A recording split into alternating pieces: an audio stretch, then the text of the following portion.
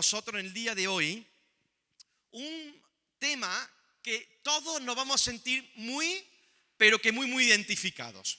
He titulado la predicación de hoy La prisa y sus consecuencias. ¿Cuántos de aquí vivimos con prisa? Levantáis su mano que os quiero ver bien. ¿Quién de aquí vivimos con prisa últimamente? Es un tema que está de moda. Y quiero contarte que hace muchos años atrás, ni siquiera todavía había nacido yo, pero quizá alguno de vosotros que tenéis un poquito más de edad lo recordaréis. En el año 1977, en el aeropuerto de Tenerife ocurrió una cuestión. Un avión iba para despegar, o sea, para aterrizar, iba a tocar suelo, pero todo estaba en nieblas. Todo estaba en niebla. Tú sabes que cuando los pilotos tienen que despegar o tienen que aterrizar en niebla, ellos nunca se guían por lo que ven en los espejos, en las pantallas. Ellos siempre tienen que verse desde el ordenador central. Es más, ni la cabeza llega a ver la pista de aterrizaje. Ellos están por debajo viendo unos controles, pero todo ese día estaba lleno de niebla. Así que mientras uno bajaba, otro estaba en la otra punta de la pista esperando a que él terminara su abordaje para poder salir en el siguiente vuelo, que ya iba tarde porque había mucha niebla y eso había ralentizado todo el espacio aéreo de salida y entrada. Así que estaban un poco agitados los pilotos que querían salir, pero tenían que esperar a que ese avión tocara al suelo y que pudiera salir de la pista para poder ellos aterrizar, porque en ese aeropuerto en aquel entonces solamente había una pista. Así que el avión toca tierra, empieza a desacelerar la marcha, empiezan a bajar el motor literalmente y entonces empieza a frenar en contraviento y entonces en ese momento que están ya casi a punto de desviarse, el piloto que iba a despegar hizo caso omiso a la torre de control y levantó los motores y empezó a correr en medio de la vía. Así que empezó a correr en medio de la vía mientras el otro avión todavía no había salido. Como consecuencia se estrelló el avión contra el otro y 583 personas fallecieron aquel fatídico día en el año 1977. Este piloto evidentemente no pudo explicar porque falleció, por supuesto, pero el resultado de aquello fue que la prisa provocó consecuencias pero que muy graves. Así es que muchas veces me pregunto, y te quiero preguntar, si tu vida está siendo dirigido por el reloj o por el Señor. ¿Tu vida está siendo dirigido por la prisa o estamos siendo dirigidos por la voz del Espíritu Santo en diferentes áreas de nuestra vida?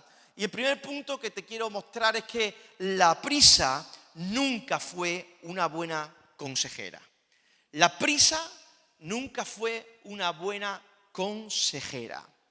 ¿Sabes qué? En la actualidad hay una enfermedad que se llama la enfermedad de la prisa. Es un término coloquial que se usa para describir un patrón de comportamiento caracterizado por la necesidad constante de hacer más cosas en menos tiempo. Pero no considera los efectos negativos que esto trae. Claro, cuando hacemos más cosas en menos tiempo, ¿qué ocurre? Que tenemos más tiempo para hacer más cosas. No sé si me estoy explicando. Cuando tú quieres hacer muchas cosas en el menos tiempo, por regla general, ese tiempo que resta, metes más cosas todavía.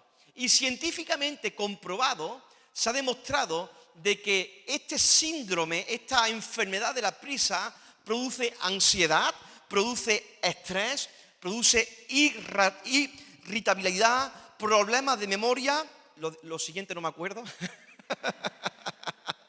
dolores de cabeza, hipertensión arterial, diabetes y otras muchas causas más como dolores de cabeza. ¿Has escuchado alguna vez esta frase? Cuando te dicen, oye, ¿para cuándo lo necesitas esto? Para ayer. ¿Sí? Este es el sistema que hoy en día vivimos todos nosotros. Todo es corre sin importar las consecuencias, sin importar todo el peso que eso añade a nosotros. Dice por ahí alguna frase que cuando el diablo no te puede frenar, ¿qué hace? Te empuja para que caigas. Y muchas veces el afán por hacer y hacer y hacer y hacer y hacer, en vez de disfrutar de una vida plena, nos lleva a todo lo contrario, a vivir asfixiados, a tomar decisiones equivocadas que nos llevan a un montón de historias y sentimos ese peso. La prisa provoca peso, es un arma que va en contra de nosotros. Yo juego con mi hijo, ahora menos, porque ya no me deja jugar con él a ese juego, pero me acuerdo cuando era un poco más pequeño, jugábamos a que teníamos superpoderes. Él tenía sus poderes y yo tenía mis poderes, hermano. Entonces sus poderes eran diferentes a los míos, pero algunos míos eran más fuertes que los de él. Por ejemplo, él tenía el poder del fuego y en el momento que él tiraba fuego, yo tenía que hacerme como que me estaba quemando. Pero yo tenía un poder que acababa literalmente con él. Y era el poder del agobio. Eso se llamaba el poder del agobio, así que yo lo lanzaba contra la cama matrimonial, el poder del agobio. Lo lanzaba a la cama de matrimonio y en ese cuerpo tan chiquitito yo me ponía encima literalmente sobre él y dejaba caer todo mi peso sobre él. Con lo cual, imagínate un cuerpo de 100 kilos, o en aquellos entonces tenía más, un poquito más. Con un cuerpecito ahí de tan pocos kilos, claro, él se asfixiaba y empezaba ya a chillar y a llorar. Y entonces yo decía, el poder del agobio, y él salía corriendo para otra dirección, pero lo enganchaba, lo tiraba y me sentía. Pues eso es lo que hace la prisa. Te asfixia, provoca que te paralice continuamente, provoca que no puedas respirar, provoca que no puedas disfrutar de los momentos que Dios nos da. Así que tenemos que tener mucho cuidado porque correr puede llevarnos a provocarnos tomar decisiones equivocadas. ¿Cuántos de vosotros, por haber tomado una decisión precipitada, os metisteis en problemas graves? Todos nosotros. ¿Recuerdas el caso de Abraham? Dios le da una promesa a Abraham y aquí iba a tener una descendencia. Pero era prácticamente imposible porque Abraham tenía ¿cuántos años? 100 años. ¿Y Sara cuántos tenía? 90 años. Y además era estéril. Con lo cual es imposible, hermano, porque un hombre de 100 años, tú ya sabes lo que necesita, ¿no? Para poder procrear, ¿no? Necesita fuerza, vigor. Y ya con 30 años, los hombres ya, 30, 40, ya empezamos a decaer un poquito. Pues imagínate a Abraham, algunos no me están entendiendo, pero otros sí, porque lo estoy viendo sonreír, ¿no? Necesitaba un avivamiento especial para que algunas cosas se levantaran, ¿me entiendes o no? Entonces, eso era un milagro que él necesitaba ahí, porque tenían 100 años, la otra 90, estéril. Pero ¿qué pasa? Que ellos, sobre todo Sara, viendo que la promesa no venía, que la promesa no esperaba, ¿qué hace? Coge a su esclava, a su sierva, y le dice a Agar, acuéstate con mi esposo, porque la promesa se tiene que cumplir. Y en vez de esperar la promesa de Dios, anticipa y hace que la sierva de Abraham se acueste con Abraham para poder tener descendencia. Y por mucho tiempo lo que eso provoca, ¿qué fueron? Problemas familiares. Esa acción precipitada provocó problemas familiares y tensiones en la familia por muchas generaciones. Quiero que leamos la historia de Saúl en un momento determinado. Dice 1 Samuel 13, 10, 14, del día al 14. En el momento en que Saúl terminaba de celebrar el sacrificio, llegó Samuel. Saúl salió a recibirlo y lo saludó. Pero Samuel le reclamó, ¿qué has hecho? Y Saúl le respondió, pues como vi que la gente se desbandaba, que tú no llegabas en el plazo indicado y que los filisteos se habían juntado en Micmax, pensé, los filisteos ya están por atacarme en Gilgal y ni siquiera he implorado la ayuda del Señor. Por eso me atreví a ofrecer el holocausto. Te has portado como un necio, le replicó Samuel. No has cumplido el mandato que te dio el Señor tu Dios. El Señor habría establecido tu reino sobre Israel para siempre, pero ahora te digo que tu reino no permanecerá. El Señor ya está buscando un hombre más de su agrado y lo ha designado gobernante de su pueblo, pues tú no has cumplido con su mandato. ¿Sabes? En aquel entonces solamente los profetas, los sacerdotes tenían que hacer los sacrificios, tenían que dirigir ese acto litúrgico que los llevaba a implorar, a ofrecer sacrificios para que la protección de Dios estuviera sobre ellos. Pero el rey Saúl se anticipa y hace lo que nunca debió hacer, lo que Dios jamás le ordenó. Él se precipita porque está viendo que los enemigos van a avanzar y empieza a apresurarse porque el profeta no está llegando, que Samuel no está llegando. Dice, bueno, pues esto lo hacemos cualquiera. Y desobedece y atenta contra la misma ordenanza de Dios. Y como consecuencia, el profeta le tiene que encarar y le tiene que decir: esta no es tu responsabilidad, has errado, te has metido en un camino donde Dios no te llamó, cada uno tiene su función y tú has querido poner tu mano donde no tenías que ponerla. Por esa causa Dios te ha desechado y ahora ya estás buscando a un nuevo rey. Saúl es el ejemplo de que la prisa provocó una consecuencia grave, y así fue. Dios levantó a David como un nuevo rey. Lo desechó literalmente. Así que las consecuencias de la prisa son devastadoras. Cuando vivimos apresuradamente, nos precipitamos a tal punto que cometemos errores graves en nuestra vida. Errores graves. Por ejemplo, mi esposa tiene un dicho para cuando Tony quiere algo. Cuando Tony se encapricha con algo, tiene un dicho: ¿lo quieres o lo necesitas? Porque la respuesta de lo quieres induce a comprar algo con prisa, a un capricho. Y muchas veces los caprichos son los que nos meten en problemas. El reaccionar de una manera rápida es lo que nos hace meternos en problemas. Ahora, si dices lo necesitas, entonces es muy probable que tengamos que tomar otro tipo de decisiones. Pero ¿cuántas personas, por ejemplo, jóvenes, que hoy aquí no hay muchos, pero cuántos jóvenes adolescentes se han encaprichado con el teléfono de última generación y teniendo una paga mensual de 10 euros se han metido en un iPhone que no pueden pagar hasta dentro de 3 años? ¿O cuántos jóvenes de 18, 19, 20 años hemos empezado a trabajar ganando sueldos muy bajos y hemos comprado coches que nos han hipotecado por durante 8 o 9 años de nuestra vida? Simplemente porque la prisa, la sociedad nos dice que tenemos que tener un buen coche, que tenemos que mirar cómo se ve el otro, y nos provoca 8 años siendo esclavos. ¿Cuántos chicos y chicas, en vez de esperar a buscar el hombre, la mujer de Dios que tiene Dios preparado en su corazón, busca a uno cualquiera y se acuesta con uno, se acuesta con otro, y no entiende que la santidad es parte de nuestra vida, de que las consecuencias son graves a la hora de tomar ese tipo de decisiones? ¿Sabes cuántas personas hoy en día se arrepienten de cosas que dijeron precipitadamente? ¿Que hicieron algo precipitadamente? Yo estoy seguro que tú y yo, en algún momento de nuestra vida, hemos hablado cosas que hoy te arrepientes. Y hemos hecho cosas que hoy te arrepientes. Y hoy hemos dicho cosas que hoy te arrepientes. Pero la prisa nos llevó a pegarnos un buen tortazo. Pero déjame decirte algo, el Evangelio son buenas noticias. Y Dios ha provisto solución para este tipo de vida que muchas veces llevamos nosotros. Así que el antídoto, segundo punto, para la prisa no es frenar, es contemplar a Dios. El antídoto para la prisa no es frenar, sino contemplar a Dios. Me quiero parar en el Salmo 46:8, un versículo muy cortito, que dice así: estad quietos y conoced que yo soy Dios.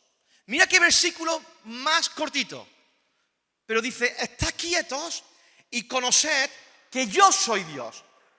Ahora, cuando yo he puesto a estudiar este versículo, me he ido al original, al hebreo, y cuando desplomamos, por así decirlo, estas pocas palabras, fíjate lo que Dios nos quiere decir. En el original, en el hebreo, estar quietos significa rafá, que significa afloja. Mira qué interesante. Afloja, afloja, aplaca, baja, cede. Deja que pase otro. Afloja el ritmo. Estad quieto, parad, descansad, mirad, ceder, aflojaos. Estad quietos, rafá. Eso es lo que significa este concepto. Declina, debilítate a la hora de tomar una decisión. Fíjate. Estás quieto, frena, para. Tranquilo, afloja, porque vamos demasiado rápido. Dice, estad quietos y conoced, es del verbo yadá en hebreo, que es mucho más profundo que simplemente conocimiento. Tiene que ver con comprender, con profundizar, con descubrir, con entender, con examinar, con inquirir. O sea, afloja, estate quieto, para, medita, experimenta, escudriña, métete dentro. ¿Métete dentro de qué? Del conocer que yo soy Dios. En el original, esta palabra de Dios se revela como Elohim, que significa todopoderoso, grandeza, majestuoso. Entonces, en ciertas palabras, lo que Dios te está diciendo es, hey, afloja, cede, párate, detente, examina y conóceme que yo soy el todopoderoso. Estate quieto. No quieras meter tu mano, no quieras tomar decisiones, no quieras adelantarte, no quieras precipitarte. Espérate y profundiza en mí. Conóceme. Porque cuando conocemos al Señor, nos da la potencia de poder tener decisiones más sabias y correctas que nos van a ayudar en nuestro día a día a desarrollar nuestra vida. Así es que cuando no sepas qué hacer, yo siempre digo, cuando estés dudando y no sepas qué hacer, no hagas nada. Frena. Hay algunos que dicen, no sé qué estudiar, espera. No sé si emprender, espera. Si no sabes, no hagas nada. No te precipites. Y ahora, si sabes lo que tienes que hacer, siempre pásalo por el altar de la contemplación. El altar de la presencia de Dios. Porque en esa profundidad es donde nosotros podemos descubrir si las decisiones que vamos a tomar están siendo las más acertadas o las más incorrectas. A veces pensamos que tenemos un problema que es simplemente, es que yo tengo un mal carácter. No, hay un problema más de fondo. Examina, contempla, estudia. O sea, mírate, obsérvate. Y en esa capacidad de poder ver a Dios, su grandeza y su majestuosidad, todos nosotros vamos a descansar de una manera mucho mejor. Ahora, ¿cómo vamos a descansar si hoy en día parece ser que tenemos tiempo para todo menos para Dios? ¿No? ¿Recuerdas Dios? ¿Qué hizo Dios cuando creó el mundo? ¿En cuántos días lo creó? En 6 días. ¿Y qué hizo el séptimo? Descansó. ¿Y qué consejo nos dio Dios para nosotros? ¿Que hagamos qué? 6 días trabajemos y ¿qué? 1, descansemos. Ahora, ese concepto de descansar no es irte a dormir. Es lo que dice Éxodo 20 del 8 al 10. Dice dentro de los mandamientos de Dios, ¿no? Acuérdate de guardar el día de descanso al mantenerlo santo. O sea, hoy es el día de descanso, ¿no? Mira la voluntad de Dios lo que quiere para nosotros en el día de hoy. O sea, guarda el día de descanso al mantenerlo santo. Tienes 6 días a la semana para hacer tu trabajo habitual, pero el séptimo día es un día de descanso y está dedicado al Señor tu Dios. No está dedicado a la piscina, no está dedicado a hacer más trabajo, no está dedicado a ninguna otra cosa, está dedicado a dedicárselo al Señor.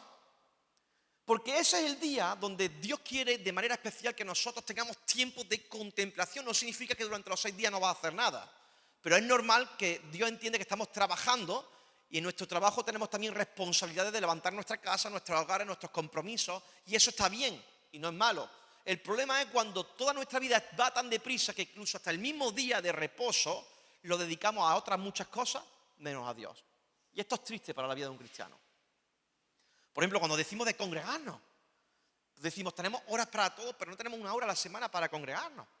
Y esto es algo que tenemos que retomar porque Dios nos está hablando de que es un compromiso nuestro de poder dedicarlo al Señor y no solamente desde una predicación, desde las relaciones. Qué bonito es que cuando termina la predicación, uno habláis con otro, otro habláis con otro, os ministráis, oráis los unos por los otros, os compartís vuestros momentos más débiles o vuestras victorias y unos con otros nos ayudamos. Qué bonito es eso. Eso es la iglesia del Señor Jesucristo. Pero hoy en día, fíjate algo, antiguamente las extraescolares de nuestros hijos o las extraescolares donde yo jugué, ¿sabes cuándo se ponían? ¿Sabes cuándo? Los sábados. Hoy en día todo se pasa al domingo. No sé si incluso eso tiene que ver con una estrategia del enemigo, ¿no?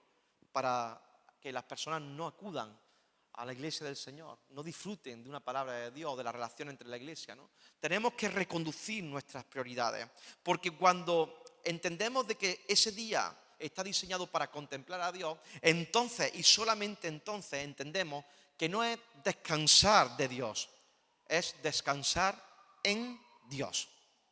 Es muy diferente. No es lo mismo descansar de Dios que descansar en Dios. Dios nos llama a descansar en Él. Porque en Él hay fuerzas.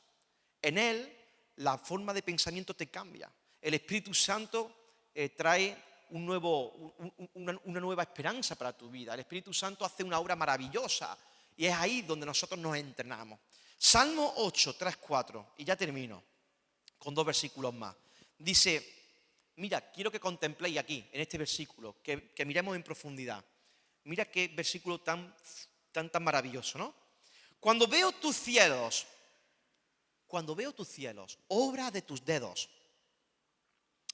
la luna y las estrellas que tú formaste, digo, ¿qué es el hombre para que tengas de él memoria? Y el hijo del hombre para que lo visite. Mira el salmista lo que dice, cuando yo veo tu creación, cuando yo empiezo a observarte, cuando yo veo cómo con tus dedos has hecho el cielo, cómo has creado todas estas maravillas, me pregunto, ¿quién soy yo? Cuando tú empiezas a contemplar, ves más allá que simplemente una nube, ves al creador de la nube. Cuando tú vas más allá de lo que es una simple oración, en vez de ver simplemente de que Dios hizo el ser humano, el cuerpo, tú ves la obra, el arquitecto del cuerpo. Entonces contemplar va mucho más allá, es ver más allá en profundidad. Dice Isaías 57:15, porque así dijo el alto y sublime, el que habita la eternidad y cuyo nombre es el Santo. ¿Puedes leer conmigo otra vez ese versículo? Porque creo que te has perdido algo muy importante. Te lo he señalado. Cuando dice, porque así dijo el alto y sublime, el que habita la eternidad. No el que habita en la eternidad habita en él. ¿Veis lo que significa contemplar? O sea, la eternidad se doblega delante de Dios. ¿Puedes ver su grandeza? El que habita la eternidad, no en la eternidad habitamos nosotros. Pero Él habita en la eternidad.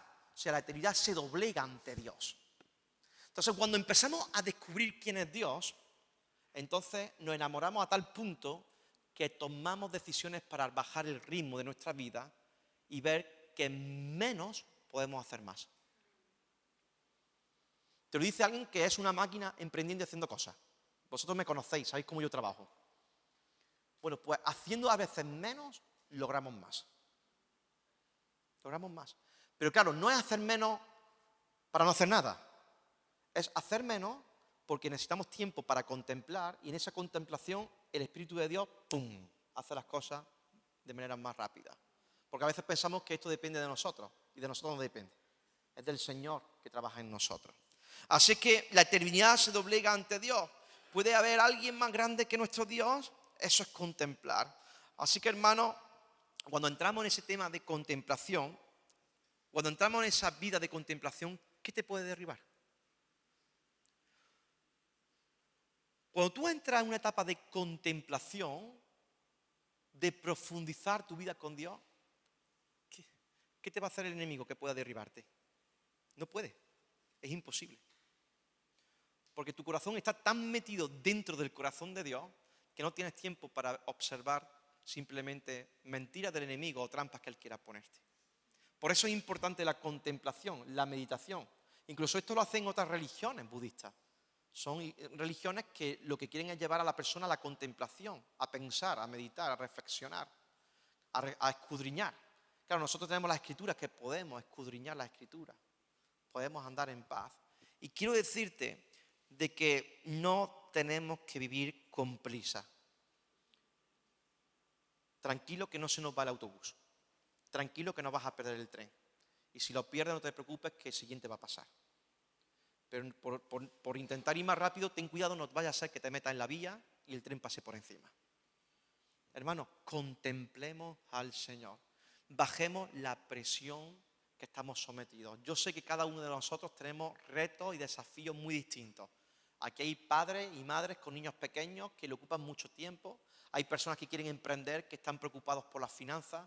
Hay personas que están preocupados por una enfermedad que os tiene ya atiborrados, descansad en Dios. Descansad en Dios. No tengáis prisa. Dios es el Dios de los tiempos, y no solamente el Dios de los tiempos, el Dios que controla los tiempos. Y Él dice en su palabra que ni a un pelo de nuestra cabeza se cae sin su consentimiento. Así que si vamos a vivir, vivamos sabiamente, porque de lo contrario tomaremos decisiones que nos esclavizarán y por ende, al final, ¿qué provocará? Ansiedad, estrés, tristeza, depresión, entrará enfermedad en nuestros cuerpos simplemente por el corre. Nadie por correr soluciona las cosas. Se solucionan las cosas por tomar decisiones de una manera sabia.